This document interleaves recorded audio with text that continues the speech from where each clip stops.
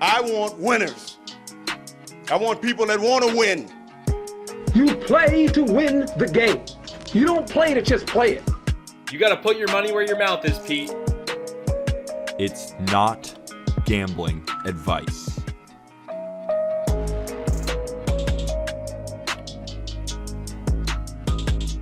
Wednesday, March 16th. Welcome to Not Gambling Advice. Today, we are ranking 30 to 11 at the shortstop position. And then on Friday, we will finish it off giving you 10 through 1. Colby, of course, welcome. And before we get into the shortstop rankings, what is your strategy when it comes to the shortstop position? Because we talked about third base, how loaded that position is, but this position might even be more loaded. It is really more loaded. I mean, when you look at it, there's like 13, 14, maybe even 15 guys at this position that are being drafted in the top 100 in the draft. So to say that you have to get one early, yes, you have to get one early, but it's almost a given that you're going to get one of these guys on your team. But the other thing with a lot of these guys is a lot of them are multi-positional, right? A lot of these guys we've already covered in our third base or our second base rankings. So a lot of guys you can play around with and move them around your lineup. Absolutely. You can move them around because also there's a lot of good rookies in here. There's, of course, the number one guy, Fernando Tatis Jr., or maybe number two, kind of however you want to slice it, but easily a top two guy is now out 3 months with a wrist injury. So you're going to see our reflected rankings where Tatis lies, and you're going to hear him in this episode and not in the top 10 episode. And, it's just a matter of fact of how many games is he going to play. It really is. We'll get into it more later, but just a devastating injury for a guy that we didn't really get to see in full force last year. We saw it in spurts. He was in with that shoulder injury, and now we have a wrist situation with him. And it's just like, you just hate to see it because you've seen it with like a guy like Ken Griffey Jr., who was healthy at the beginning of his career and then dealt with injuries the whole back half of his career. And you would hate to see that with a guy like Tatis that has literally all the potential in the world to be maybe the best baseball player in the world. Agreed. And before we get to the top 30, just a quick reminder, these rankings are 5x5. It's a 5x5 league with home runs, RBIs, runs, stolen bases, and average. And of course, you can find the full write-ups on justbaseball.com. Catcher, first base, second base, third base, all written on justbaseball.com. So we'll start with number 30, Nicky Lopez, number 29, Josh Rojas, number 28, newly Yankee Isaiah Kiner-Falefa, 27, Jeremy Pena, 26, Ahmed Rosario, 25, Luis Urias, 24, Brendan Rodgers, 23, Glaber Taurus, 22, Eugenio Torres, and number 21, O'Neal Cruz.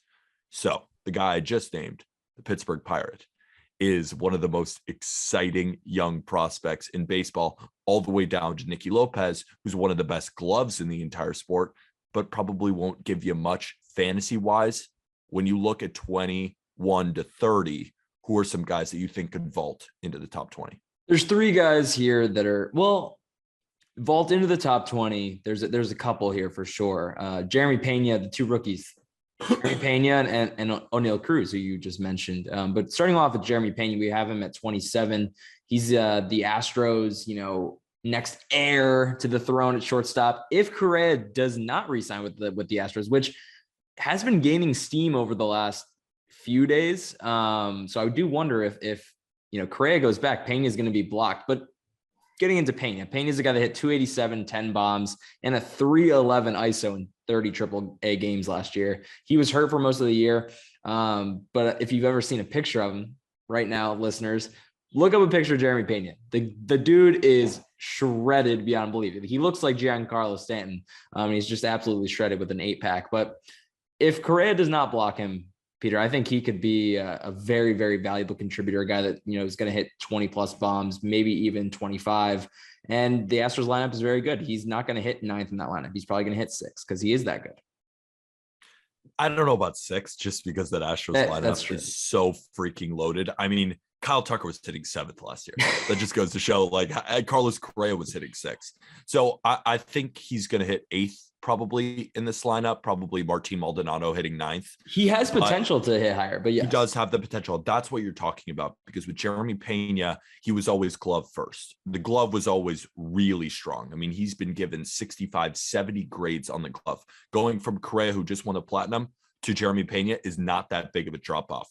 The bat is where people were nervous, but we saw him come on last year in the minors. He added all of that muscle. He's a very exciting young player. And if you're looking at baseball cards, a really nice card to grab as well.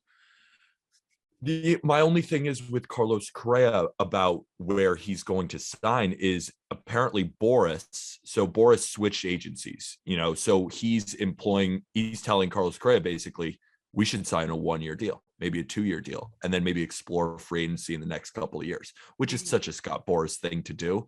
But it's becoming more increasingly possible that Carlos Correa could go back to the Astros.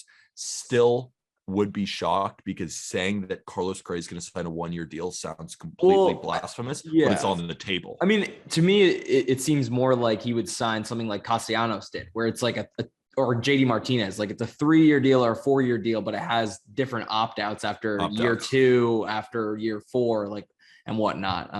I could see that being pretty lucrative. I mean, Correa is only 26 years old, but regardless, what about you? What guys in this top, 20 to 30 range do you see entering the top 20 this season?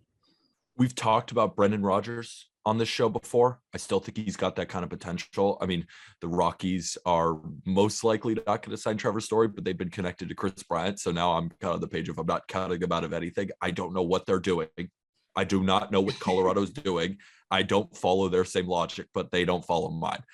So, but realistically looking at it, Brendan Rodgers should be the starting shortstop for Colorado.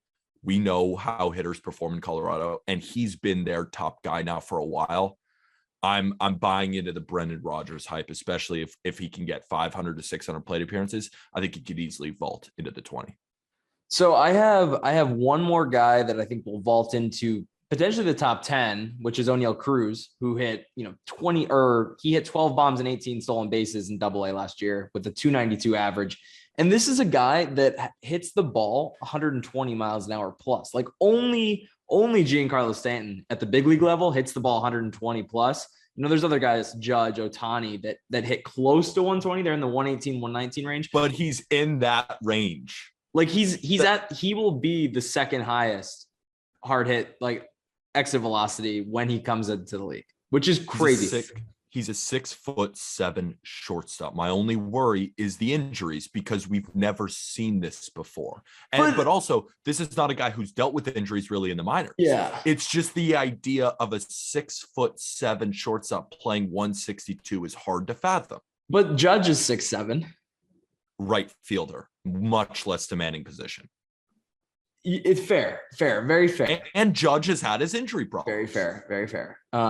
Well, because he swings so hard. Judge doesn't have problems because of playing the field. He has problems because he swings so freaking hard and gets oblique injuries because he's just like tearing apart. Yeah, but O'Neal Cruz swings freaking hard too. When you get to be that big, and they're all going to swing incredibly hard. Yeah. Regardless, this is a guy that this season could really be a 2020 guy. His only drawback is that he hits the ball on the ground too much. But even then, I mean, that could, with how hard he does hit the ball, Giancarlo Stanton's dealt with the same problems for a long time. Like that could increase his average a bit. I love O'Neal Cruz. Another guy that I do want to talk about that's up your alley. Just before we move on, it's important to note that a guy like Bobby Witt Jr. has not made his MLB debut yet. Probably, maybe, we aren't exactly sure yet when he's going to start. If it's opening day, if it's after Super 2, even if it's closer to June, most likely it won't be. But a guy like O'Neal Cruz debuted last year. He's most likely going to start opening day for the Pittsburgh Pirates. So you can kind of cue him in there, assume that he'll be ready for opening day. And even projection systems have him at below like a full 150 game slate. And they have him at like 112 to 120 games projected. And he's still going to hit 23 home runs with 20 stolen bases, even in that little of a window. So even if he's not going to play the whole year, I still love his draft position at 219 ADP. It's so easy to dream on O'Neal Cruz. And Eugenio Torres is a guy who just moved over to the Mariners. He's leaving Cincinnati. Is he possibly due for a bounce back? He's going to strike out a lot. I don't know about the average, but it's interesting that he's now a Seattle Mariner. And Isaiah Kiner-Falefa, a guy who's now on the Yankees. We'll see how much playing time he gets. Right now, he's slated as the starting shortstop for the New York Yankees. The Yankees are not done making free agent moves and trades. I don't know if he'll be the starter. So you probably will see these rankings change depending on some of the moves. But at Eugenio Suarez, I don't think the move really bounces him up or down that many slots. He's still at 22 for us. If anything, it moves him down, just leaving Great American Ballpark and moving to, Safeco Field, which is historically a very, very pitcher friendly ballpark. But the other guy I did want to mention, Pete, is Glaber Torres. 2018 to 2019, he had a 235 ISO, a 354 WOBA, but only a 334 xWOBA. So 2020 to 2021, right? You saw the power numbers completely decline. 111 ISO compared to the 235 ISO he did from 2018 to 2019, a 311 WOBA, but yet again, a 331 xWOBA. So I'm almost questioning whether the numbers that Glaber did put up in 2018 and 2019 with a potentially juiced ball can even be counted on going forward. Like, I think we might be like dreaming on the Glaber Torres we saw in his first two seasons as a 21-year-old. And now he's still just 24 years old, but I think we're just going to be hyping him up and always having that image of he did hit 38 home runs in a season. Like, can he do that again? I don't think so. Glaber Torres is a guy I still believe in. And I'm one of the few at Just Baseball who values Glaber Torres still pretty highly, not to the 38 home run mark that happened in 2019, but I still think 30 home runs is possible in his future. And I'll tell you why. When he moved back over to second base, much better hitter in the last month of the season. I think shortstop got into his head. Remember, playing shortstop for the New York Yankees is probably the toughest position to handle in all of this, in the entire sport. In baseball, you're coming after Derek Jeter. Didi kind of took that, but really Glaber Torres was supposed to be that next great shortstop after Derek Jeter. I think the pressure got to him. It even came out that a guy like Gary, that the noise was getting to his head, that the defense, he was struggling, and then that carried over to the bat. I think the exact same thing happened. Second base is much more of a home from him. He's better there. Then he can focus on the bat. I think we'll see a better Glaber Torres than we saw last year. But I don't think we'll ever see 2019 again, but I think he's closer to that 2019 version than he is to the 2021 version. I disagree. I don't think he's going to come close to 30 home runs again, at least not in his current form where has no power at all unless he completely pulls the ball. His back hip has just been taken from him. I don't know why. But until I see a change, yeah, it might happen. It might happen, but it might happen. I mean, but then again, he's ranked 23rd. There are still a lot of really good shortstops ahead of him. So let's start with number 20. So number 20 is a guy we talked about in the second base episode. It's Chris Taylor. He's being drafted ADP 137 right now. Last year was a great season for him. 254, 20 home runs, 90 runs, 73 RBIs, and 13 stolen bases. He's a contributor across the board. His average is just about average, right? But he's a contributor basically average in everything, and 13 stolen bases is a little bit above average. So like he's gonna just contribute.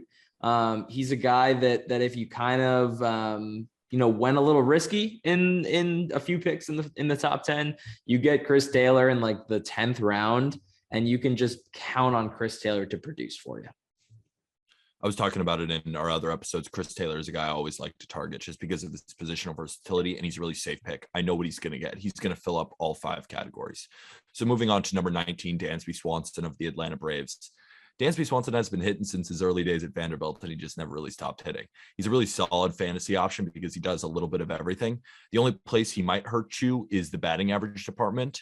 But I think the 2021 version of Dansby Swanson, where he hit 247, is the low end. And I think he's perfectly capable of a 260 batting average.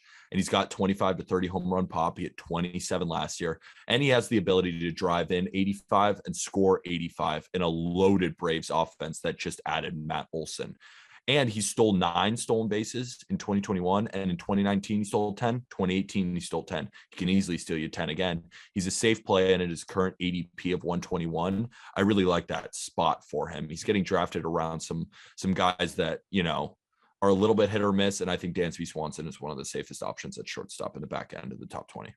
Dansby Swanson has finally lived up to being the first overall pick.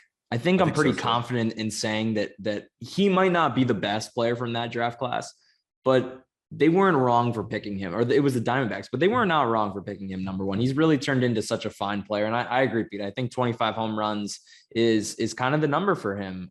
His home run per fly ball rate was very sustainable last year. And he hits the ball.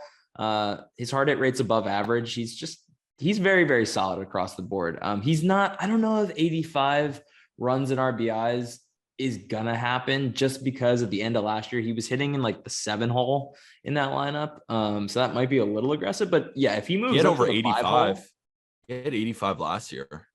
yeah. I mean, The only worry is, so he was hitting at the beginning of last year in the 5 hole, and the last like 6 weeks of the season they moved him down to the 7 hole. So we'll just have to monitor that. That's always something to monitor. they'll be probably without guys like, Eddie Rosario, no Jock Peterson, no Jorge Soler. So maybe he moves up to the 6-7 hole, but I agree with you. He's probably not going to hit 5th in this lineup. So that moves us to number 18, who I think is, speaking of a power surge, it's Brandon Crawford of the Giants. So from 2015 to 2020, Crawford had 254 and had above 20 home runs just one single time. His hard hit rate was averaged 36% over that span, and his fly ball rate averaged 33%, which is way, way, way low. 2021, we saw a completely different B Craw. Hard hit rate up to 43%, fly ball rate up to 41%, and he had the highest ISO of his career. Now, I don't think it's possible for him to hit 298 again, but 24 home runs, 79 runs, 90 RBIs. I think he could do that again with about a 265 average. 298's insanely high. His expected batting average was 259 compared to 298, but the power numbers are real. The power numbers are real. We saw a different Brandon Crawford. Apparently he's a guy that implemented the teacher man approach as well. Mm-hmm. And that just took him to the next level. So interesting. That's exactly what I was going to add. His swing just looked different last year. He's getting much more lift on the ball. And I agree with you. The power is completely real. I know his expected batting averages in the 250. I was looking at that this morning as well. He's too good of a hitter. I really think that 270 is going to be the low end. I think he's a guy who could outperform that. He's still got a little bit of speed. He just hits a lot of line drives, just hits the ball in the air, smashes the gaps. I'm a big believer again in Brandon Crawford. I don't think that was a fluke. I think that was a change for a guy who's already really talented and he figured it out. I'm harping on this, but I know the expected batting average is that low. I really don't see it below 270. Yeah, I think he could do 270. I think he could do 270. He's going to have a really fine second half of his career. I think it's going to be an offensive. He was such a great defender in the first half of his career, and he still is a great defender, but now he's transitioning into more of this like power hitting, like decent fielder. And I love that for Brandon Crawford.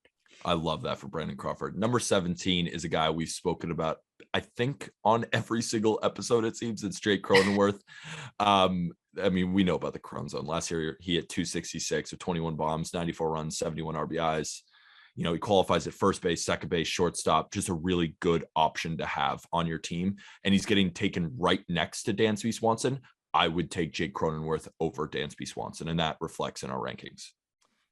Peter, does Tatis's injury sway Cronenworth's value for you at all? Because he's going to hit not really off in this order, right? And so Tatis would be a guy that's going to drive him in a lot, or just you're fine without it? Fine with it. I think the Padres offense is going to be totally fine. I mean, you still got Manny Machado. You still got plenty of power in that lineup. I think for the first couple months, we could see maybe a little bit of a drop off in the runs and RBIs department. But I think overall, this season is going to look very strong still. And I don't think that'll affect him maybe in the first couple of months, but I'm not putting really any stock in the Tatis injury affecting Cronenworth that much. And maybe he takes it as like, it's a chip on his shoulder to perform while Tatis is out. That could definitely be as well. I doubt it. Do you think he's really going to take that about himself just to be like, oh, I think he's just going to go out and hit. I actually don't think that's going to do anything to him. He just doesn't care. He just goes out and hits. No, he's just going to go hit. He's the right. Let's move to number 16. It's Bobby Witt Jr., who is a rookie, will be making his major league debut. I'm not even going to use my own words here for Bobby Witt Jr. I'm going to use a quote from Aram from the top 100 prospects list. So this is about Bobby Witt Jr. He currently deploys an approach that features tons of line drives and fly balls with a slight preference to do damage to his pull side. The only knock on Witt's offensive profile is his slight tendency to swing and miss. He manages this well, however, and even if he ends up striking out over 25% at the big league level, his huge exit velocities and plus speed should feel a sustainable high BABIP on an annual basis. Witt's bat has the potential to be special, and it wouldn't surprise us if he produces slash lines close to 280, 350, 550 with 30 to 35 home runs per year. He had 33 home runs last year between AA and AAA, a fly ball rate near 50%, and also stole 29 bags. This guy has Fernando Tatis level potential, and he's the number one prospect in baseball for a reason. For a reason. Son of Bobby Witt, former major leaguer. He is for real. The only thing that we have to evaluate is his fantasy impact. When is he going to come up? That's the big question. But we know when we've spoken about the Royals before, the Royals don't really care about service manipulation. They don't care about the time. They want the player that's going to make them better right now. Bobby Witt Jr.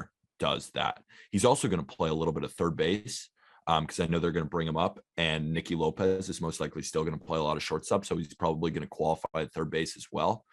We'll continue to update you guys when we hear more news about, when Bobby Witt Jr., because if he makes the opening day roster, I think he moves up 2 or 3 spots in these rankings. I think right now we're kind of hedging. If they pull him up, a month and a half away, or if they pull him up a couple weeks, we're just kind of hedging that. But we know the talent is off the charts. It's off the charts. I really do think he's going to start opening day. I don't think the Royals have no reason not to. Better than Hunter Dozier. By a million. Yeah. I mean, if Bobby Witt Jr. plays the entire season, we could be looking at 30 home runs, 25 stolen bases, and an average. I don't think his average is going to be 260. It's probably going to be 260 this season. But yeah, I mean, taking him in the 7th, 8th round right now could be one of the steals of the draft. Willy Adames is at 15 for the Milwaukee Brewers. He's just a tale of two cities. With the Rays, he fell victim to the Trop, posting a 197, 245, 371 slash line with 5 home runs before moving over to Milwaukee. With the Brewers, 280, 352, 508 with 11 bombs. And he finished 2021 in total hitting 262 with 25 bombs. But with a full season at America Family Field, I see a 270 batting average in his future with 25 to 30 home runs. The run and RBI opportunities may be a bit limited just because this Brewers offense isn't that strong, but he can grab you 5 steals as well as he did last year. He's currently the 18th shortstop off the board. I love him at that ADP. I think he's going too low. I think the Brewers version is more of the version that we're going to see rather than whatever that Rays version was. Yeah. So the rumor with Adames is that there's no batter's eye at the Trop, and he couldn't see the ball and pick up the ball, which I believe. I really believe. I believe it too. And so I think happened to you're Nelson right. Cruz, happened to a lot of these Rays hitters. Sometimes it's hard. Some guys just rake, but sometimes it takes a little bit to adjust. Like was Wander Franco, when he struggled initially, was that him adjusting to the Trop, or was that him going through some rookie pains? Could have been a little bit of both. I think we're both of us are higher on Adames than the crowd here. And I love Adames. What he did last year is for real. Second half. For real. He's so talented too. And he's always been a talented guy. I just think coming up with the Rays, he struggled a little bit. He was not just this guy who came out of the blue. He was always a top shortstop prospect, and he's proven it now. Yeah, exactly. I mean, talk about a guy that was a glove first shortstop and just always had the potential to have that power kick in. And it finally did. And he's still young. I mean, how old is he? 26? Like he was 26. A former top prospect, 26, just had his breakout year. I'm buying it completely. Absolutely. Like you always say, Peter, too good of a hitter. I really think that he's too good of a pedigree to fail. Exactly. That brings us to another guy that has a pretty insane pedigree, Jazz Chisholm with the Miami Marlins. We've already covered him in the second base episode. Last year, 248, 18 home runs, 70 runs, 53 runs batted in, and 23 stolen bases. It's his rookie campaign. We've always been obsessed with Jazz Chisholm with what? Home runs and stolen bases, and that is what he will get you. He will get you close to 20 home runs, maybe more in a full season. I could see 25 home runs. He hits the ball in the air, and I really could see 25 to 30 stolen bases because he loves being flashy. He might be the flashiest player in the bigs right now. Tim Anderson, Jazz Chisholm, Fernando Tatis, like those are the guys when I think of flashy, that's what I think of. Jazz Chisholm played in New York with the short porch in right field. He could hit 30 bombs. In Miami, not so sure. That place is enormous. It's going to be tough for him to get anything over 25 home runs, but I think 20 is very likely. I'm going to guess he steals 10 more bases than home runs. I think the speed is real. I think he's going to be running all over the base pass. You know, we got bigger bases now, 3 inches, substantial. I think Jazz Chisholm has 30 stolen base potential, 20 home run potential. I think the only area it's going to hurt you is the batting average department because I don't really see him hitting above 250. Yep. I do think he's being overdrafted right now. So his ADP is 78, and he's the 11th shortstop off the board. Jorge Polanco, Corey Seager, Correa behind him. I'm not sure about that. I'm not sure if I can buy in. I get that he's going to steal more bases than those guys, but to me, I'll make up my stolen bases in another department. Totally agreed. Jazz Chisholm is getting drafted too high. If he somehow falls, he's a good pickup, but at his current ADP, I think that's a stay away for us. So number 13 is Fernando Tatis Jr. of the San Diego Padres. Here he is. Here's what we slotted him. Number 13, because when the face of baseball tells you which one, when he's talking about motorcycle accidents, that is not a good sign for your fantasy team. He's arguably, like we said, the number 1 guy overall, maybe number 2 after Trey Turner, but now he's just 13 due to a fractured wrist and is expected to keep him out until probably the middle of June. But Tatis is a quick healer.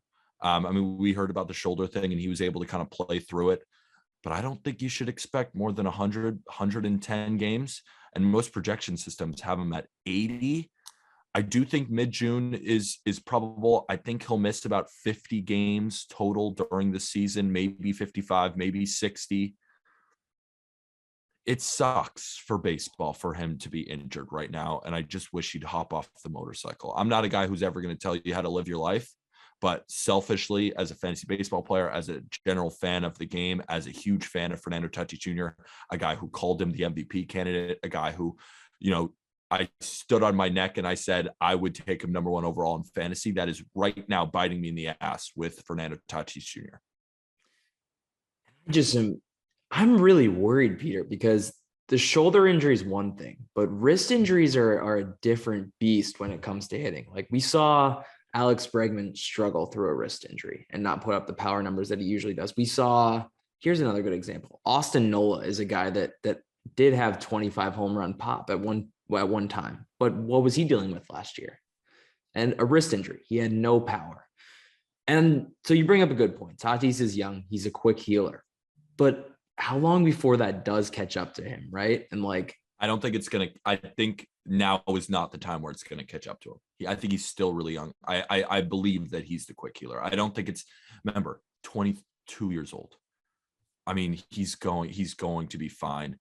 I think it will affect him, but I think it goes to show what kind of potential. I mean, we all know that he hit 42 home runs last year. We know he's crazy, but even in a conservative projection system, in 79 games, hitting 27 home runs and stealing 19 bases. That's what Fernando Tatis Jr. can give you. Where would you draft him right now? Because we really don't know. I'm not drafting him. I get that. But I'm saying, like, where does he end up getting drafted? Because we don't know right now. We're literally recording this the day after that news came out, and the drafts have not adjusted. Like, where is he going to end up going? Is he going to end up going 150 or is he going to end up going 75? Because if he's getting drafted still in the top 100, no shot I'm touching him. No, I agree. I think he's actually going to be drafted around where B Swanson is being drafted, in the 120, 125 range. I think that's where he's going to go. And give me B Swanson over. No. Shut up, Peter. I'm just saying we're ranking him 13 because of the potential. But personally, I am nervous. And if it gets that late, this is tough. This is tough. It's very tough. I mean, you can stash him on your bench or on your IR, right? And pick up somebody, say he is going 120. You pick him and then you get somebody like an O'Neal Cruz. But the thing is, you can't take an O'Neal Cruz because he might not start the year. But you could take like a Brandon Crawford. Like you can take another guy later to just supplement you through the first 3 months. If he is back mid-June, you can probably hang tight. And you could be getting a first round talent for the second half of the season. See, I remember, like, for example, if I could go grab Brandon Crawford and Tatis, platoon them, because Crawford is a guy who has a good first half normally. I kind of like that because you Splits God is back. Splits God. You could probably grab Crawford late and then just kind of use it, because then you could get kind of the best of both worlds. Also, Tatis can qualify in the outfield as well. It's interesting. It's very, very interesting. But yeah, moving away from Tatis, these last two guys we've already covered before, so we'll just move right through them. Number 12, Jorge Polanco. I do want to touch back on him because last time we talked about him, I said that I don't think he can reach 33 home runs again, which I still don't think he can reach 33. But the more I look into it, I think 30 could be within reach. Right? Come on now. Polanco is the guy. Only reason is his hard hit rate is below average, but last year was a career high for him, and his barrel rate was a career high at 10%. Before that, he was having barrel rates like under 5%. And so like he was still successful with a hard hit rate near 30%. It was 36% last year. If he can move up just a little bit and get to like league average 39%, I really do think, I think 30 home runs could happen again, and he's going to provide across the board. If the Twins get Trevor Story, his value is going to go up as well, even more. Agreed. I think Jorge Polanco is a great option, and I would pick him over Tatis at this point. I think the power is real. I think the speed is real. I just think he's a really talented player. And again, number 11, Javier Baez on the new Detroit Tigers. We talked about Javier Baez, but we haven't quantified his splits yet exactly with the Mets and then with the Cubs. So with the Cubs, 248, 292, 484 in 91 games, but he hit 22 bombs and stole 13 bases.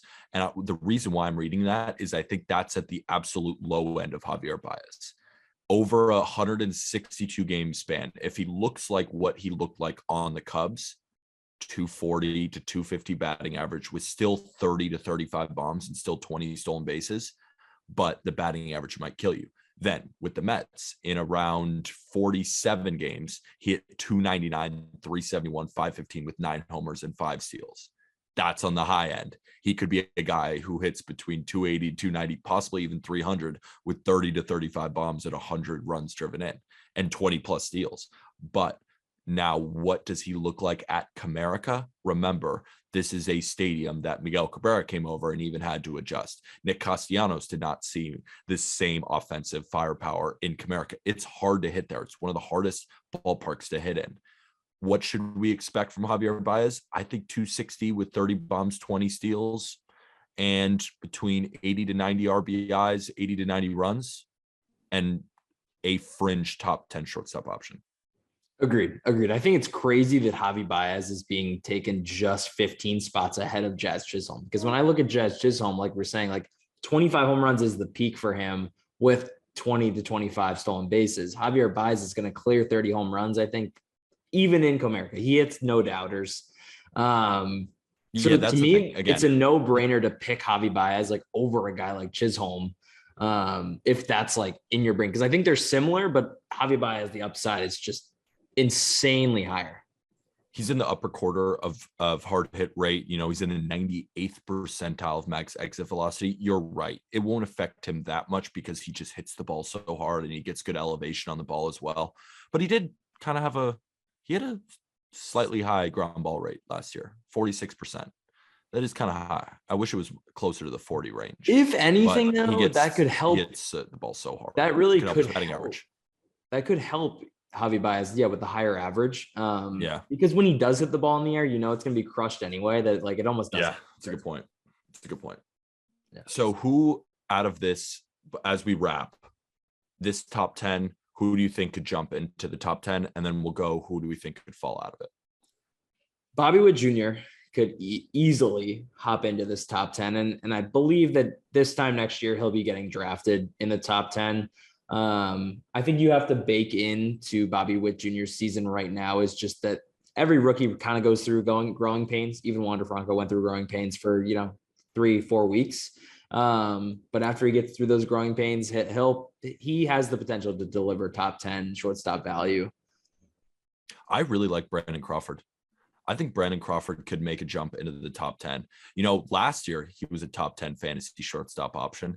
Why can't he do that again?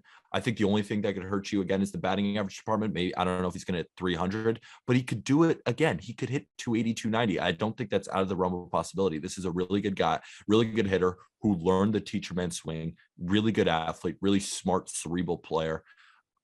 I think he could easily jump into the top 10. Brandon Crawford is a guy I really like and a guy I'm definitely targeting in drafts. His price is really good right now. ADP outside the top 200. And the guy who I think could drop out of the top 20, it's funny. All these guys I'm pretty confident in. And I think Fernando Tatis Jr. is the easy one, but we already kind of covered him. The injury. I don't think we have to talk about him. But the guy who I think may not take that next step is Jazz Chisholm. I think it's possible. I still think he's really talented, but he's also a guy dealt with a little bit of injury concerns here or there. If Miami doesn't add a ton of offense, like he could be looking at a lack of runs, RBIs. Maybe if Miami starts to falter a little bit, maybe he stops caring.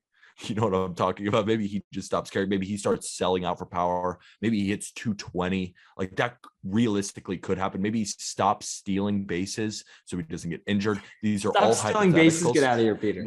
Not stop stealing bases, but not getting to 30, maybe not getting to 25. That's why I think you could find speed in other places. He's a guy that I think could fall out of the top 20. I think Jazz Chisholm's speed will be the thing that always keeps him in the top 20.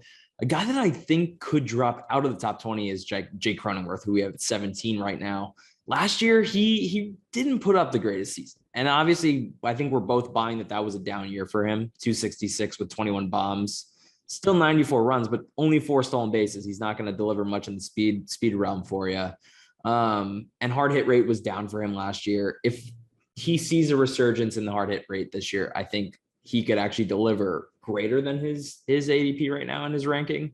But I think if he delivers another year like he just did, then we might be questioning whether Jake Cronenworth really is a, not a star, but like just under that, like a very, very good player on your team. I think that's fine because I think you're most likely drafting Cronenworth in your second base position, and you're probably going to grab a different shortstop. So I agree. The shortstop position is so loaded. Cronenworth could have a pretty solid year, but not finish as a top 20 shortstop. But just because he doesn't finish as a top 20 shortstop doesn't mean that he's not a good contributor on your fantasy team, possibly in a different position. Yeah. I mean, and that'll do it for our top 30 shortstops. Of course, again, on Friday, you will see our top 10. And then next week, we will have our finished write-up. And then next week, we will also be doing the outfield and then moving on to starting pitching. And then as we get closer to the season, as we see all the free agents sign, Colby and I will be not gambling on a lot. Futures, MVPs, rookie of the year, anything you can imagine, team totals. We might just bet over under on Vladimir Guerrero Jr. home runs. We're going to bet on everything. And by bet, I mean not gamble. So in the episode link description, Colby and I are both rocking our Just Baseball hoodies. Look at him. We're all grade sweatsuit out. What kind of fire, honestly. These sweatshirts are sick. Wednesday grout fit. And with that, thank you, everybody. Sweet. All right, Peter, I got to run.